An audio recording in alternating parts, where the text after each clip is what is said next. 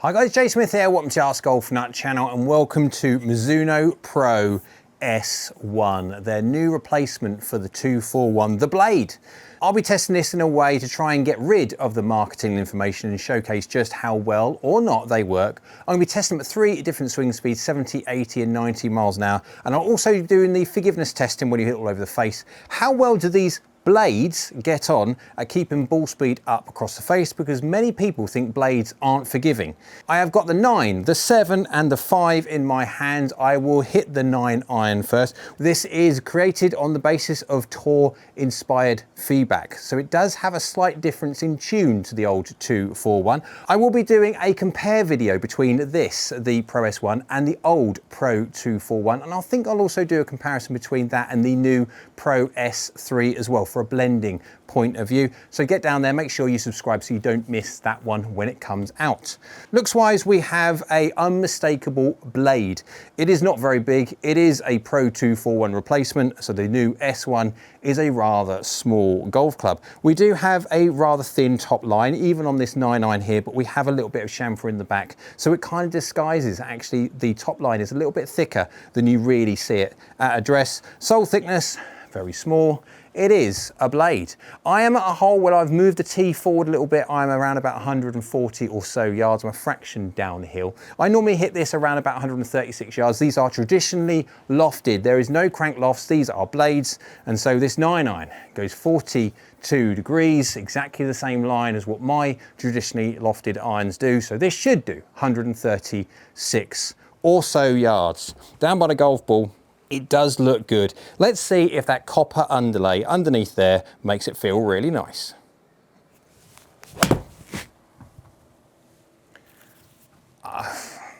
Nice. Can't complain at all. A little bit further, 138. 139. I haven't got the dots on this one. I've got the dots on the 7 iron, so we'll get all the club head data when we go to the 7 iron. This is the interesting thing. I know the 241 extremely well. Can I feel any difference really in the 9 iron between that and the 241? Probably not, I'll be honest. I don't really, I mean, we're talking such minute changes. That back channel that we've got there, very interesting look for the blade. And it's not chrome, but then again, we have moved away from chrome. I'm a traditionalist. I like traditional lofts, and I also like a bit of chrome. So we have traditional lofts, but we don't have any chrome. That's subjective, opinion based, and of course there's a lot of people that don't like chrome. And you are also right, because that is what you like, but I like chrome. Haven't got any, doesn't matter. Give it another go. Let's see if I can get on that pin. No. We have another little baby draw left. I mean, it's still a decent shot. You got a birdie putt for sure. Fairly middle hit, decent strike, decent feel. Absolutely is something that I could really quite easily game. Lovely little blade length. I am looking forward to doing the 7. We'll do that after one more shot. Not necessarily looking to doing the 5. Hopefully I'm running out of time by doing the 7, so I don't have to do the 5 before we do all the numbers side of things. I doubt it. I don't really like 5 irons. I like hybrids when you start going to that. I do carry a 5 iron. Definitely do not carry a 4, because a 4 I have to hit as high as I possibly can do to try and make functional. Well, I tried not to hit that one to the left-hand side. Go on, a little bit more. Hop. Not quite in the gimme zone. Oh dear, not bad though. Every single one, birdie putt, you'd take that from 140 or so yards away. Right, let's go flick over to the 7 iron. Let's go change the data set so we get a different coloured line. Let's go see how the 7 iron looks. Back now with the 7 iron, and it looks exactly the same as the 9 iron, but with less loft. There's no surprise there. Top lines, we have a very nice and thin top line, although you do have that chamfering at the back there, making it look thinner than it actually is. On the sole, it's still a very, very nice thin sole. Blade lengths are small. The only thing I will say that on this golf club I've noticed, on the top of the toe, rather than having a more of a rounded toe that the 241 has, this has got a little bit more of a sharper return. there you go. It's not something that is either good or bad, it's just a change in design. When it comes to the sole, we do have a slight change in the sole for the turf interaction kind of people. I will put it down there so you can read it if you wish. When it comes to turf interaction, guys, as a very preference, personal thing. 170 yards now, because we are a fraction downhill. This is 34 degrees. This is very much so the number which I am used to. And I normally hit this around about 164, 165, so give or take there. Down by the golf ball, lovely and thin top line. We do have the dots on this time. What a lovely shot, straight off the bottom of the golf club. That's so bad. Oh dear, done quite well, mind. Yeah, not great. 90 miles an hour club head speed, club path slightly from the inside, should we say, and face slightly closing. We are going 10 mil low on the face. That is a lovely thin. Now 165 or so is my normal carry. That's only lost a few yards, which is incredibly good considering that is not middle. We're going 30 yards in the air, 46 degrees descent angle. So you can see launch angle was compromised though because of the fairly interesting strike. 46 degrees, still stop on any green, you saw it. Is working considerably well. That is not good. Strike-wise, you could definitely feel it. Feel is an interesting thing when you don't quite hit a blade. You definitely get some feedback that you should be doing a better job, and I need to do a better job, although that worked extremely well.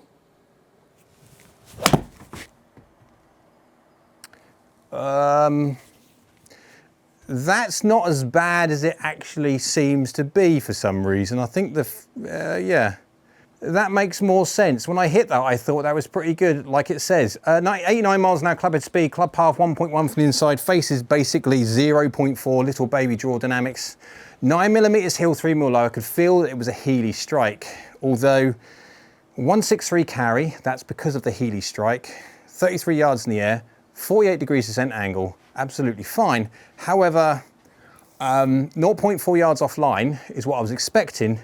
When I looked at that though, it went out to the right. Somehow I'm thinking that GS Pro is having a little bit of a wobbler. That is right, that is wrong. Feeling's lovely, it really is. It's a lovely feeling blade. Blades do. Can I critique this, the difference between this and the 241? Probably not, not at all. It just looks lovely, feels lovely, works well, great. Well, from that then, I'm guessing that is right missing the green. That is about 5 yards right. Club head speed 88.5 miles an hour, club path 0.1 from the inside, and face is 0.5 open. Absolutely spot on within reason. 5mm heel, 3mm low, so fractionally Healy strike, but pretty darn decent. 160 yards, a fraction less than I would like. Again, that's because of the slightly Healy contact and slightly slower club head speed. 4.2 yards offline. I felt that. That thing doesn't help because that's telling me the wrong thing. However, FSX straight from quad. There you go. It's going 34 yards in the air. Descent angle was 49 degrees. If it hit the green on that thing, definitely would have stopped. I'm going to reset that. Let's go hit the 5 for fun before we do all the number side. Okay, data set now changed. We have the 5 iron in hand. This is normally the iron that I finish with before I go to hybrids because, again, even at my speed, I don't create enough height for a 4 iron to come into a green functionally, so this normally is the last one. Top lines, now we are talking very thin on the basis that the chamfer at the top is getting smaller and smaller as Mizuno are trying to move the center of gravity lower as possible because obviously not much loft. 27 degrees of loft for a 5 iron is the normal amount of loft that I like to see, but again, nowadays 27 degrees, some 7 irons have got that. Sole thickness is nice and thin, blade size is nice and small. Still got that fairly sharp part of the toe, upper toe bit. Again, that's not either good or bad. It's just different. I have changed the hole on the basis of trying to make sure that everything aligns up as it should do because quad and FSX was doing as it should do, but the previous hole, everything was going out to the right. This is 199 yards, slightly downhill. My normal 5 iron goes around about 190, so I'm hoping, yeah, this green is ridiculously difficult. So yeah, let's see if we can get it anywhere close.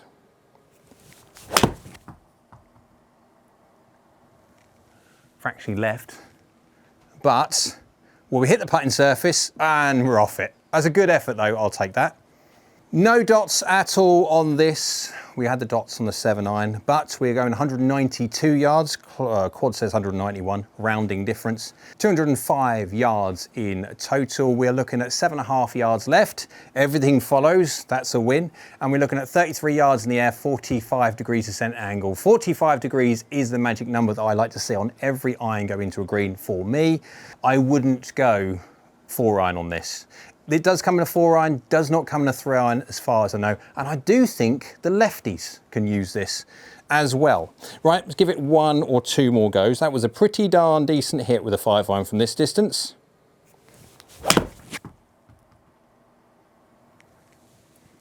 Is that, oh, look at this. Feels lovely, absolutely lovely, this golf club. Thanks, green. Appreciate it. It's getting worse. That was a good shot. Dear me. That's what golf does. Good shot, get penalised. Feeling's lovely. It feels just as good as the 7. You interact with the ground a bit more than the 9, so you definitely do get the feeling of the iron's full loveliness with a 5 iron because you don't hit the ground as hard. 201 total distance, 2.7 yards offline, 36 yards in the air, 47 degrees descent angle, working really well. It's about a yard or so difference to my normal 190-ish with a, I mean, it's perfectly good. Works really well, feels really good. Want my chrome back. I'll keep whining about it. Last one, and we go give it a good old hit around the face. That's curving off, which is a little bit unfortunate because everything else apart from that was really good. Stop, don't go down the hill. Don't. Whew.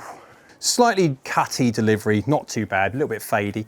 189 yards of carry, 1 yard different to what I was expecting, which is not bad at all.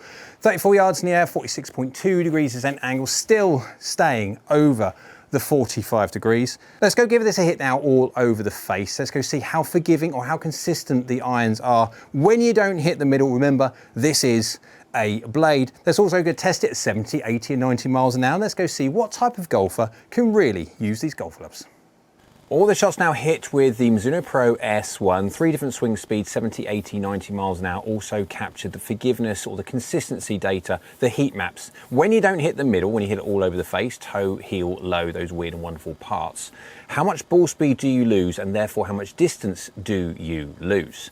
On the screen you can see this is the heat map representation. This is though we're looking at it face on. So if you haven't seen these before, at the top we've got plus 22 on the left hand side, that is the toe. On the right hand side we've got minus 22, that is the heel. We've got up and we've also got down, high and low on there as well. We do have a blue line. What that blue line indicates is turf interaction line. If you hit the golf ball about 5 or 6 millimeters higher than you really should do, you are going to be interacting with the ground first. You haven't got to worry about how efficient high in the face is, of which it isn't anyway. If you are hitting up there, you can be taking a big chunk of the world out first. That's not very good. What we're looking at here is the green blob, the big lump in the middle. We're looking at between 0 and about 3% we drop into the yellow. And effectively that means every single millimeter that you move across the face, you are losing X amount of percent of your ball speed, hence distance. And so the bigger the green blob, the better the golf club. This is a blade, remember. It's not supposed to be forgiving. Also what people say, what myth says, what marketing says. In actual fact, the more we do this, and for the website members, you'll know this anyway, when it comes to the players' side of things, they are more forgiving than you think. And why? Well, if you look at the players' distance, for example, and the game improvement sector, they're looking at trying to make the face the middle as fast as they possibly can do, focusing and concentrating on distance.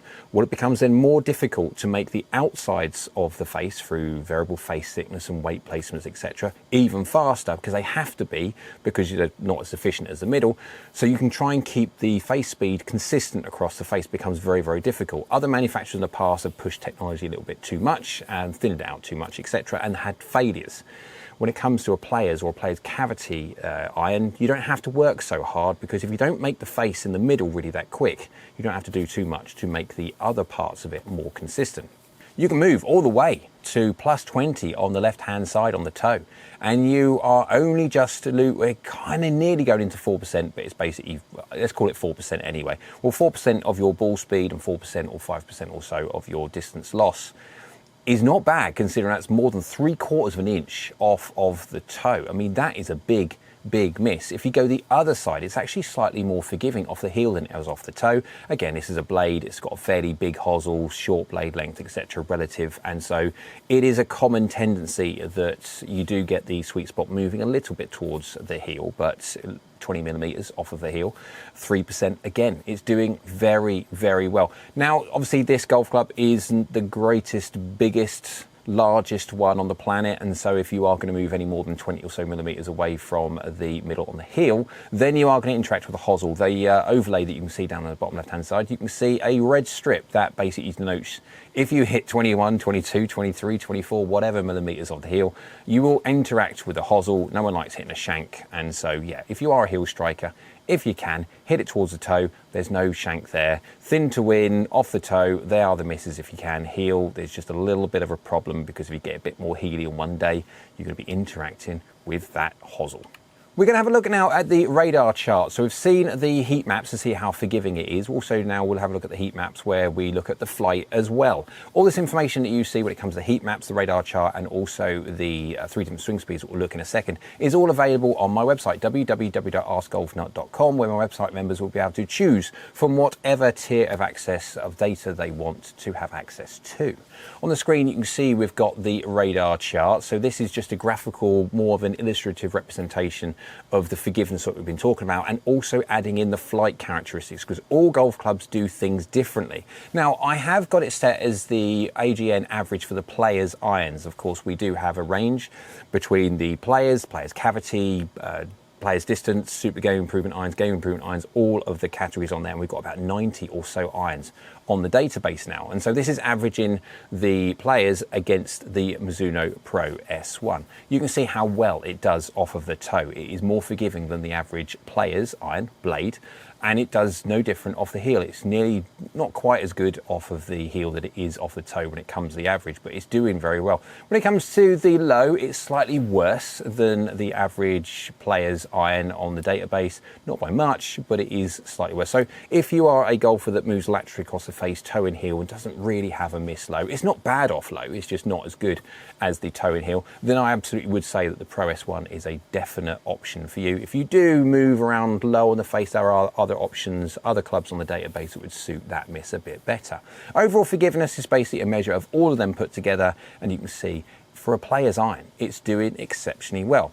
This is where we turn it on its head. It's where we have a bit of a trade-off.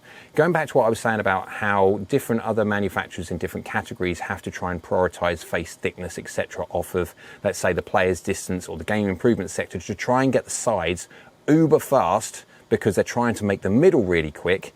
This is where you flip it on its head. You kind of have a trade-off. Now, with that added forgiveness that you're going to get from the toe and the heel, look at the face speed. This is all loft for loft adjusted. So you can see the face speed is less than the average. This is not the fastest golf club in the world. So you do have to be a relatively fast-ish swing speed golfer to utilize these, because these are not in any way distance orientated, and even compared to the rest of the average player's irons on there, it has a slower face. This is the interesting thing as well. It has a slightly less face spin rate. So again, it's just the characteristics of the iron. And if you are a golfer that requires a little bit less spin, not even more spin, then the Pro S1 has a tendency just to drop the spin a fraction lower. It's not a lot, guys. It's hardly anything whatsoever. But in the end of the day, if you're looking for characteristics of an iron, the Pro S1 spins it a fraction less. And when it comes to launch factor as well, against all of the rest of the average of the players' irons on there, it's just got a slightly lower launch factor. No different to the face spin rate, the face speed, and also the launch factor is all for loft adjusted. When it comes to launch factor, whatever degree of loft that you deliver, how much does that golf club then convert into physical launch angle? And it's just fractionally under. So if you are a golfer that requires a slightly more of a penetrating flight, then the Pro S1 will work exceptionally well. If you are a very slow swing speed golfer, very, very good ball striker, but want to use blades, etc., but you need the help getting the golf ball up in the air, not necessarily something that I would use. It hasn't got the very fast face whatsoever, so you're not going to get the distance that you need, especially from a very slow swing, and then you're not going to get the launch factor as well. This one, the Pro S1, is parking itself very much so into the medium to medium fast and fast swing speed golfers than it ever is the slow or the slow to medium golfers. So to the 3 different swing speeds. This information is from the Self-Fit tool. It's a great tool. It allows the website members to compare any of the 90 or so irons against each other to see how they will work in flight. When you hit at your speed, delivering the golf club as you do, you can change the top graphics. We've got the club head speed already set to 70 miles an hour. We've got the angle of attack set at -2, which is how much you come down into the golf ball. Some people are a bit more shallow, some people are a bit more steep, and you can change the sliders for that. Also, you've got the shaft lean or de-loft. How much do you add or de-loft the golf club? Again, if you need any help on this one and you're a website member and you want some help into understanding how you set the numbers, etc., then I'll put my contact information. Probably Discord is the best way of getting hold of me. But you can see, so I've got it set at -2 and 70 miles an hour. I've got the 7 iron selected, and you can see it is going 120 yards max carry, 116 yards average carry. Average carry is a measure of what happens when you take a 12.5 mil, half an inch miss around the face, and average what kind of drop off do you get in distance. You're looking at 4 yards you're going to drop from a normal average miss. 21 yards in the air and 42.4 degrees descent angle. It is functional. Anything over 40 degrees going into green has some modicum of control and will stop. We are talking about these are centered. These are middled hits, and so if you are talking about a golfer which moves around a little bit, even if you hit slightly low on the face as well, you are going to compromise a little bit of launch angle. And of course, at 42 degrees, absolutely fine, no problem whatsoever. That will stop. If you hit it slightly, and especially low on the face, and you compromise a little bit at launch, that won't take long before that goes into the 30s. Anything under 40 degrees, and it's going to be the lap of the gods if it's going to stop for a 70 mile an hour swing speed golfer, unless you deliver a little bit more loft and a bit more shallow than this. -2 is fairly shallow to average to shallow anyway. I would suggest going into either a long iron replacement, even though 7 iron is not a direct long iron replacement club that you need to think about, or change your golf club choice. The Pro S1 for a 70 mile an hour swing speed golfer just really is not an option. Go to the 80 miles an hour, just have delivery exactly the same, just up the speed by 10 miles an hour. That max carry goes to 141. Absolutely fine. 137 for the average carry with the nominal miss hit, no problem whatsoever. Peak height is 29 yards in the air and descent angle is 47 degrees. I mean, 47 degrees is going to stop on any green. Over the 45 degree number that I would love to see. And really going back to the getting close to 40 degrees, would I use the 4 iron in this at this speed and how you deliver? No. 42 degrees, especially going to a longer shafted 4 iron, it gets progressively more difficult to strike, and so you're going to be hitting more miss hits with a 4 iron than you are with your 7 iron, and so that 42 degrees just wouldn't work. 5 iron, absolutely. I wouldn't be going anything past a 5 iron. 43.9 is absolutely fine for a 5 iron. It's just you've got a little bit of wiggle room there when you don't quite catch the 5 iron. When you catch it, say, slightly low on the face, it's going to compromise the peak height descent angle, but it's still going to go into a green with some chance of stopping. Do that with a 4 iron, you won't have it. When it comes to 90 miles an hour, the full out 90 miles an hour, we got now average carries at 153, max carries at 158, peak height is 36 yards in the air, and descent angles just over 50 degrees. It's doing really, really well. At 90 miles an hour, absolutely suits a golfer of this speed, no different to 80 miles an hour. Anything under 80 miles an hour, then I'd probably be looking at possibly a different choice. Or moving into another golf club. You still can use the Pro S1, but then you might have to then go into another golf club after that, which promotes a little bit more launch factor and a little bit more face speed. But at 90 miles an hour, it is working exceptionally well. As a conclusion to the Pro S1, the new Mizuno Pro S1, let's go looks, feel, performance and forgiveness as a conclusion. So looks and feel first. Looks, it is the white satin finish of the Pro S3. I will be doing a video of the Pro S3 against the Pro S1, and we'll talk about the blending opportunities between these two irons, but they look very, very similar in the finish. I don't necessarily like the white satin finish. I prefer chrome. I've said it a few times already, I do. But when it comes to feel, it feels really good. Can I tell the difference between the Pro 241 and the S1? Probably not. I mean, we talk about HIT, the harmonic impact technology that Mizuno talk about, and all the graphs that they like to give when it comes to their resonance and the frequencies of the sound that the strike makes when you hit the Pro S1. Guys, I'll be honest, I can't really tell a difference between them. It's such a minute difference if it is. They just feel an unmistakable 1025E soft forging blade feeling. Performance-wise, it's doing rather well. It's not the fastest face in the world. No, it's not. It's peaking up okay for me at my speed, absolutely fine, and I have no problems whatsoever if you are a medium to medium fast or a fast swing speed golfer. Just be aware though, if you are a slow or medium slow swing speed golfer, just to be aware of at what point you are going to have to think about changing on into something that's going to help the peak height and descent angle a little bit more. If you start moving into 6 irons and 5 irons at a 70-mile-an-hour swing speed, you are not going to get any control. It's going to go into the green, it's going to hit the green and just disappear out the back. When it comes to the self-fit tool, that's the great thing with the self-fit tool. You can change the sliders for your own delivery and see what is functional for you. Forgiveness-wise, it's a blade, but it's doing really very, very well for a blade. Very, very good off toe, very, very good off heel. Okay off of low. It's not the greatest in the world, but it's doing okay. So if you are a lateral misser, toe and heel is a very, very good option. If you are a low ball striker as a miss, I would say, honestly, there are different golf clubs on the database which promote a better result from a low strike, but on the whole, on average, the Pro S1 is doing very well. Hope you liked the video. If you did, go and get down there, hit that like button, hit the thumbs up. YouTube likes, so do I. Down there is the subscribe button. It's free. It's the best button of the lot because it's free and it is great for the channel if you could subscribe. So thank you. Next, that one is a notification bell. It's a little bell icon. If you hit that one, that will notify you next time I upload another video. Hope you're well. We'll see you again soon.